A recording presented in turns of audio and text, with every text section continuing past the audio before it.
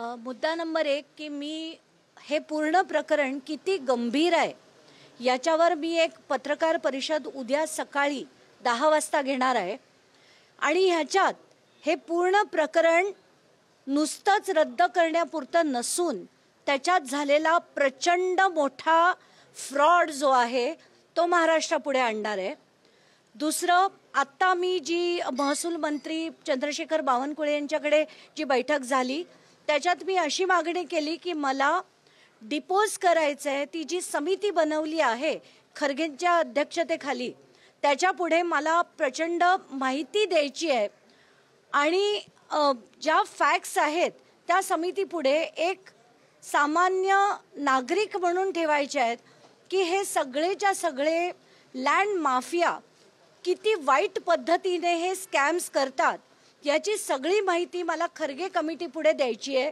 त्याच्यात कुठची पावलं उचलायला लागतील ते देखील सांगायचं आहे आणि त्या व्यतिरिक्त आत्ता माझ्याबरोबर पुण्याहून आलेले सगळे गायकवाड कुटुंबातली जी अनेक लोक होती त्यांनी दिलेले पेपर्स देखील मी बावनकुळेंना दाखवले। त्याच्यात त्यांचे जुने म्हणजे 1932 मधली महार वतनाची सनद, त्यानंतर वतन ॲक्ट अबॉलिशन झाल्यानंतर सरकारकडे जमा केल्यानंतर त्यांना कॉम्पेन्सेशन दिलं गेलं होतं जे त्यांनी आज तगायत स्वीकार केलेलं नाही। त्याचे सगळे डिटेल्स दिले। 1930 सालचे त्यांचे सातबारे दिले। त्यानंतर त्यांच्या पुढच्या ज्या त्यांनी जी पत्र लिहिली होती, असंख्य पत्र लिहिली होती, त्या पत्राच्या कॉपीज देखील मी त्यांना पत्राद्वारे आज संध्याकाळी पोहोचवणार आहे।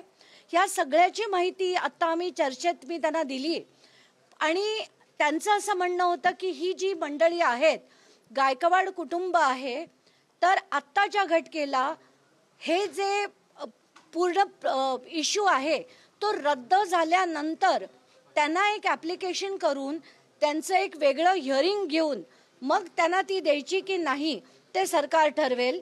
आणि त्याच्यात सुद्धा मी त्यांना सांगितलं की मी ती सगळी डॉक्युमेंट्स व्हेरीफाय केली आहेत तर या सगळ्या गोष्टींवर विचार हा नंतर करण्यात येईल।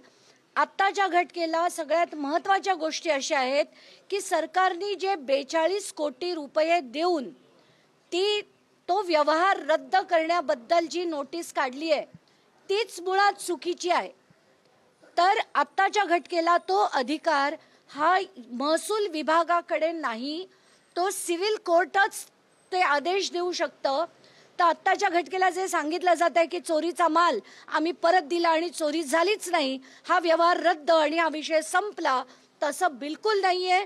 ती या सगळ्या गोष्टींचा एक प्रचंड मोठा खुलासा मी उद्या सकाळी 10 वाजता करणार आहे।